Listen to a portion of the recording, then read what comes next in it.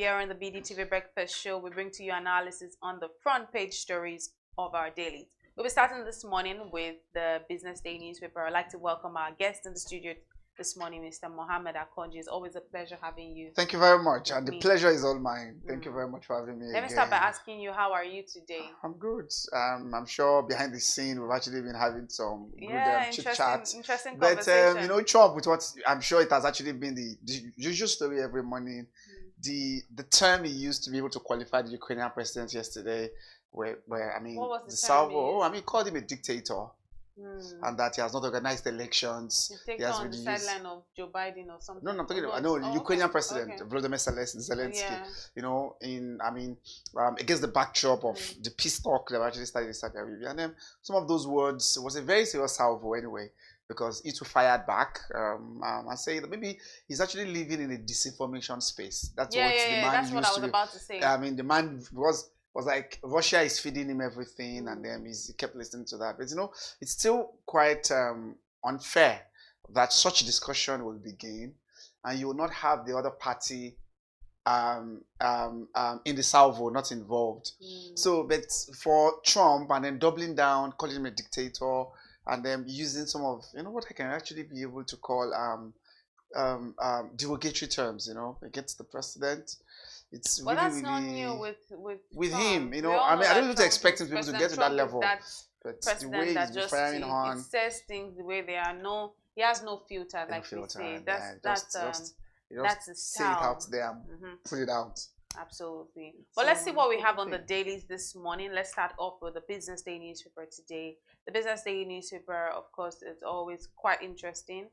The big story on the Business Day newspaper is something that I saw a picture that caught my eye, but let's start with the big story on the Business Day newspaper. It said medical fund dormant as bills choke Nigeria's poor. Wow. Medical fund dormant as bills choke Nigeria's poor. That's a very that's not so interesting. Then we have another one that says prime office occupancy shrinks as developers rethink options. Of course, people are rethinking options because you know how much these spaces are on the island. It's almost crazy. Like some of those big buildings that we have, they don't even have. They are like 40 floors or 13 floors, but most of the floors are empty because people cannot afford them. Then another picture we have here is the picture of Iris Star, who just won carted away 2 prestigious awards at the Mobile Awards. She carted away the prizes for the Best International Act and the Best African Music Act. And I think this is really exciting in a time like this. Arasta has also done a lot for the culture. And then down below it says ECOWAS, Nigerian passport weakens as Mali, Burkina Faso, Niger withdraw. And this is on page 30 of the newspaper, of the Business Day newspaper. And finally, on page 31, it says that cost of living crisis persists amid 15 trillion naira FAAC payout. But let's start off with the first two. Medical fund dormant as bills choke Nigeria's poor. It's even the term choke. That's very it's something big. Then the prime office occupancy shrinking as developers rethink options. Let's start off with that one. Oh yes, I think one of our correspondents who brought in this report is quite insightful and something that we need to be able to look into. I think she carried out the study. She carried out the investigation at the Gwagwalada Hospital as to patients who just received medical attentions, and the bills that were given to them, and you see the groans and the pains on the face of many Nigerians who couldn't afford to be able to settle those bills, despite the existence of relief funds that government have put in place. So there is a relief fund called Vulnerable Health Fund, and a relief fund that the government have actually, vulnerable group fund that the government have actually been able to provide. And what has actually been happening is how easy has access been for Nigerians, to be able to access these funds. The essence, the fund, of course, is actually targeted for disabled people. I mean, people with disabilities, pregnant, pregnant, pregnant, um, pregnant women, vulnerable groups, and IDPs, not displaced people, to ensure that they have access to medical services. But it's quite shocking that that support that the fund supposed to be able to provide to struggling groups, a large number of people did not even know about it. And those that knew about it, they were told that the fund, nothing much is actually available on the fund to be able to make it available. So the fund established under the National Health Insurance Act, the 2022 Act, to be able to provide that relief, for people who, even though they may not be able to make a contribution into the pool, Nigerians at the bottom of the pyramid needed to be able to have that particular access. So the target was for 83 million, the vulnerable group fund, that's actually intended to be able to achieve that. And concerns and advocates and watchers have actually been able to praise it when it was done in 2022. But 2-3 years down the line, it doesn't appear that it has been able to achieve the desired objective that it was actually targeted at. As I said, so people with disabilities, refugees, survivor of human trafficking, pregnant women, elderly, and children were actually targeted under the pool, who are, as I said, are the vulnerable group. But the way the medical bills is actually going on, I'm sure we'll be able to talk about the recent freeze on the USAID that have been able to add additional burden and additional challenge for many Nigerians. So the reports there, showed people that went to Federal Medical Center in Gwagwalada and who are able to receive treatment in one way or the other, or those that are able to bring their patients there and couldn't be able to access because of, the escalated medical bills that they couldn't be able to settle. And the VHF, as I said, the Vulnerable Health Fund, still there to be checked. The target was 83 million Nigerians, right? Will actually be targeted based on the statistics they got from MBS, the multidimensionally poor Nigerians. Of the 133 million, 83 million were targeted to be able to benefit. But it's really, really shocking. Was it shocking? Or it's really, really saddening that 3 years down the line, that fund has remained dormant. And as a result of the dormancy, it hasn't been able to achieve the objective that it was created for. And that's informed. That's as informed that maybe that report. That report because she went on to just she highlighted a little bit of personal stories of someone outside of a public clinic in Gwagwalada, right? Galadimawa district in Abuja.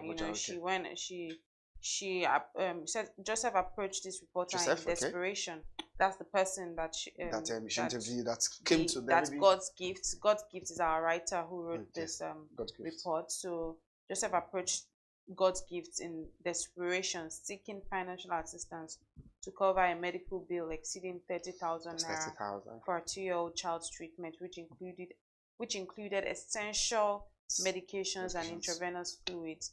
Overcome with distress, she pleaded, "I need to pay for this treatment." I think Josephine. Okay. Joseph. Okay, that's she. Okay. Joseph approached. Josephine. Okay. Okay. So overcome with distress, she pleaded, "I need to pay for this services treatment." So the hospital, but let's forget about that scenario. This scenarios happen every day, and I think that we should actually be pumping more into our medical funds. So the fund itself is the VHF to target people like this, at this bottom of the pyramid, called the Vulnerable Health Fund. As I said, was established under the National Health Insurance Act in 2022. 3 years down the line,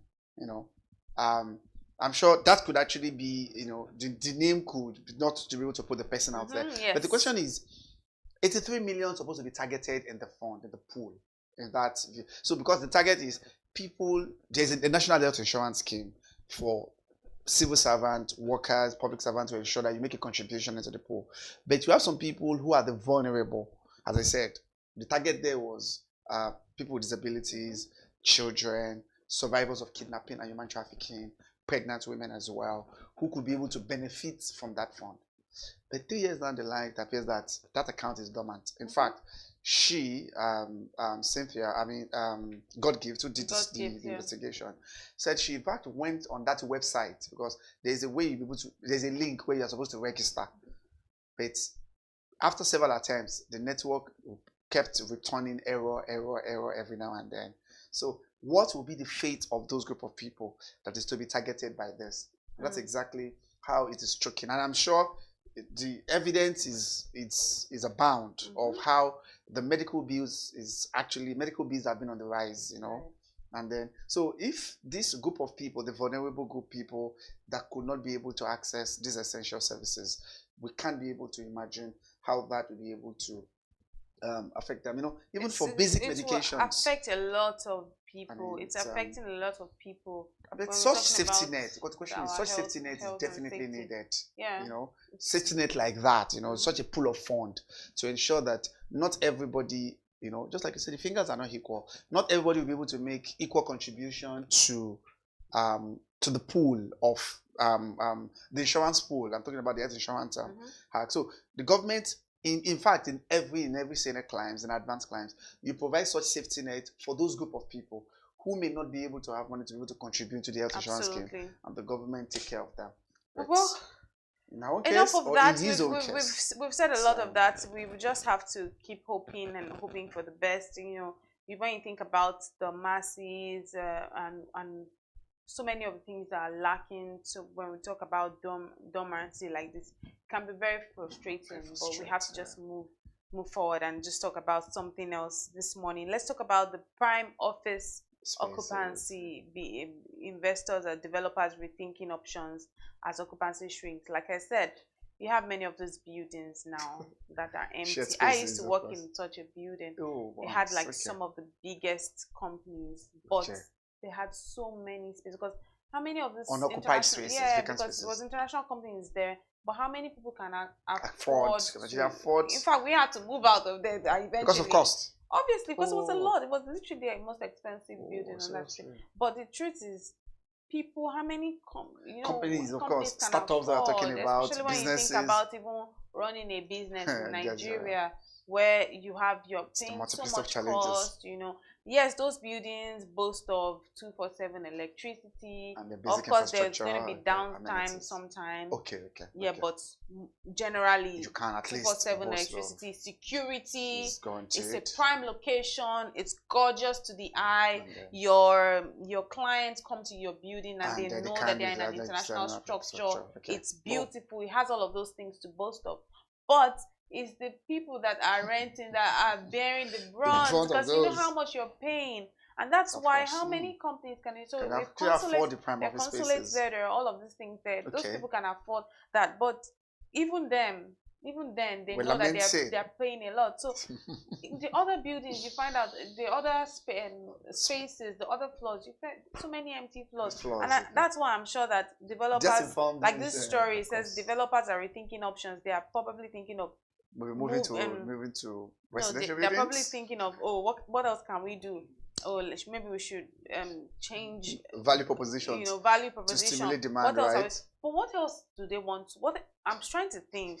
It would be interesting to see that story, because what else would they be thinking of adding? Because like I said, all the major prime location, check. 24/7 electricity, check. Okay. Basic amenities. Like aesthetics check, because that's very important now in office space. Like it has to appealing to the eye. Very strong appeal. Aesthetic very check. Important. Smart buildings, whatnot, check. Okay, security check. What else do you want to add? I'm just thinking, because when they say they are rethinking options, they want to the developers are, because there's a building of such. I happen to have worked in two of those. There's another building that one is residential. That one, when I tell you the price that's at last year, you'll be shocked. Residential. Yes, the price that's at what's it called? As at not last year, as at 2020. 2020. Yes. Okay. During COVID time, price, you'll be shocked. Oh my God. So I can't imagine, but the price for an annual was about 42. My God. To rent, for rental. 42, yes. 42 million naira. So as at this year, So how that much might be would like that doubled. be? If So and at it's least doubled, residential. it So would I'm be wondering like why are that. you even what's going on? It's nice. There are people that can afford it, but how many people can afford it? Of course. So I think it's still a symptom of the slowing economy. And the vestige effect of COVID, office businesses are still be able to reap of that effect. But I think most importantly is the slowing economy that's actually be able to take a toll on that particular segment, the property market, that segment of the property market. And the piece mentioned what estate valuers, real estate consultants are actually suggesting in that regard to developers. One of the things that is suggested is maybe look at some other value propositions to be able to attract. So what are some of in terms those of maybe the rent they are charging? I think that is the major challenge all of them are talking about. Yes, they needed to be able to maintain this. So maybe they can be able to come to some agreement between the developers themselves and the companies that actually be able to rent those spaces to see how they can be able to renegotiate the rent. Because one of the major highlights, one of the person mentioned here was a man called Tayo Odusi. And I think what he mentioned, Tayo, this is the chairman of the Royal List of Chartered Surveyors, and he said, apart from the slowing economy, which is actually affecting our businesses, a lot of them took up those premises, those buildings, at the time where economic activities were still booming and there's a element of buoyancy. Now they are considering, they still want to be able to maintain the building, but the slowing economy and the increasing costs is making most of the developers to be able to increase the rents on those property. Can they be able to come to a point where negotiations about rent can be done? One. Negotiations about maybe it's instead of actually be able to make like an annual rent payment, can they do something that can be pay as you go? So businesses too are telling their staffs now, maybe just come to office once in a week. But that's what you mentioned there. Instead of actually saying, we once or twice in a week, and then the other days work from home. And then since we are not using the whole space for the whole of this year, can we be able to renegotiate that, and then so that it will be a win-win for everyone at the end of the day? I think we may be able to mention that, and then the level of confidence as well. And the final thing they actually be able to mention, they're actually grade A offices, in our axis here, that they actually be able to mention. I think it was talking about that. So COVID-19 economic, and then the final thing I think I'll be able to mention there. I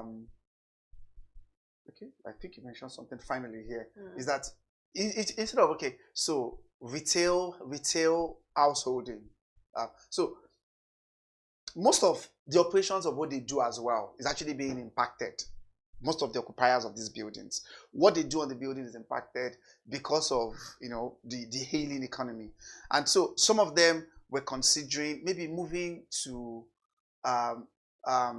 maybe moving closer to the market where their customers are, or trying to be, because now so a lot of them are considering their options in terms of saying why be able to maintain these head fees, you understand, where even when we're able to do some of these things here, the process of moving it to the market is still another issue. Where the market is for some of them, I think that was completely mentioned here.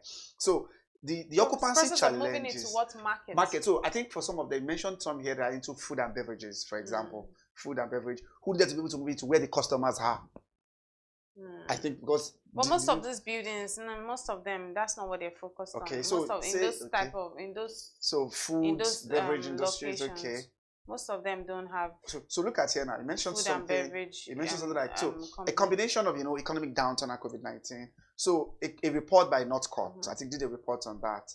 Said transition towards remote work that was said, across various sectors has continued. Now, specific industries such as food and beverages, professional services, technology, predominantly are the ones that actually drive the demand for those buildings. Food and beverages. If you look at that report, professional services, technology, and e-commerce, they are predominantly those that drive the demand for that market. And so because of maybe transition towards remote work for their staff now, they are considering their options to say, since we are not using this in the whole of the month, we're only coming maybe 4 times in a month or 8 times in a month. Is there a way we can be able to renegotiate the rent agreement that we agreed on in the first instance? So These are some But of what developers don't really care about that because they're so, really and that's that why ways that's the why there are building is vacancies. running. So Because every day, yeah, because even there was those an office facilities space that and I used to make use of to like to a do friend's when you're office not to okay. do something, and they had to move again to a place that is still prime but less prime. You know what I mean? Less prime, okay. It's Not like sure. you Not move from prime location, to okay. BI To maybe to Lekki. okay. You understand what I Okay. mean? Lekki can Or still be prime, but you can't compare it to an Ikoyi. like Or the same way you cannot now compare Lekki phase 1 to an Ikate. It's still prime, but you know you are moving forward. Same way you cannot now compare an Ikate to Jakonde. It's still prime, but then you're in Jakonde, you moved. Same way you cannot now compare an Osakpa. You cannot now compare it to Chevron. You get what I mean? Of course. So it's just like the further you move away from there, you keep moving. So when we're talking about all of this these challenges that businesses are facing, that they're and facing, the developers they won't themselves, say because they're going to have to keep paying their staff. They have to run the building. They have to do this thing. So at the end of the day, it's always now the onus always eventually lies on the people that are occupying to say, you know what, it's either it's like myself as a person, I like nice things, but sometimes you have to think, okay, it's either I have to face this thing and know that, oh, this is what I'm sacrificing, and yeah, it is what it is. I'm not going to be listening to my friends that are saying, why are you not doing this? Why are you not doing this? Or my friends that are thinking, but you're doing these things, how much? I have to just know that it is what it is. I've chosen it. Or decide I'm moving. Cutting it off totally. Cutting it off and name. But you can't be listening to the people that maybe can't relate with it. Because if you're listening to them, like someone else that is in an office space, like that is in a less prime location, that is not to you. You're not mentioning a VI, you're not mentioning a Ikoyi, you're probably saying there's this place in Ogba. Okay. That can offer all of these things, but you're thinking, I don't want my my staff coming to Ogba. Do you understand? Okay. It's nice and all. So it's either you're going to know that you're not going to listen to that, you're not going to be bothered about those realities of those people, which is what it is, or decide that if you want to be bothered, remove your mind and move to that place. Okay. It's a two-way street but you cannot expect the developers to change anything because they have to keep running those buildings. It's going to be tough. But you know, it's and that's why many of these employers keep wanting. That's why sometimes they're like, oh, you can't do remote work, because they are thinking of how much they are paying. They are paying all this, of course. You're not telling me I'm paying this amount. You're telling me not to do work. How? I mean, through remote work. Those are the dynamics that come into it. But I would say the offices these days are getting unoccupied, and in fact, people are chopping out. If you look at that report from the North Court, was even talking about in the last 2 years now. You understand what have actually happened in most of those spaces, and then they are most of them are reconsidering their options. What can they do? You understand now? I'll say they should keep reconsidering their options, but we have to move. Developers have to a very big shout out to also on our front page this morning was Arista winning the 2 international acts at the Mobile Awards. She won the award for the best international act. She also won the award for best international act and best African music act. So big shout out to Arista for that one. First, Arista, Sabi girl, we love her. She keeps putting Africa on the map. Let's see what we have on our cartoon of the day, because obviously we've run out of time. So let's see what we have for the cartoon of the day on the Business Day newspaper.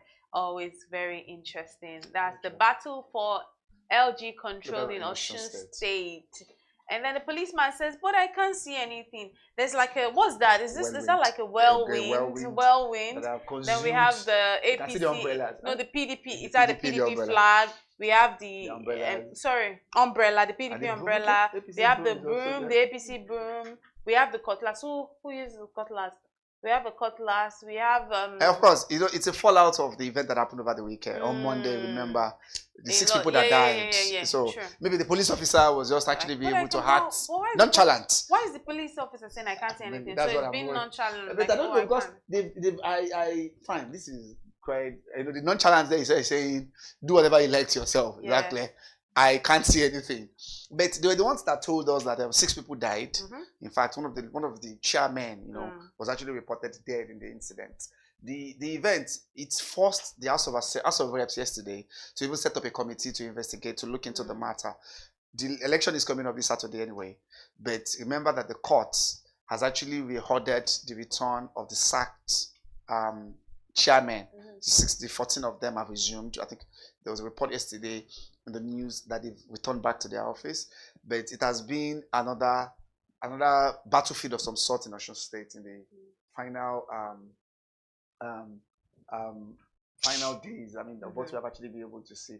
But you can be able to see, so it's an element of nonchalance and I really like the cartoon. I like not how concerned about. But you can see the way they've got with themselves enmeshed.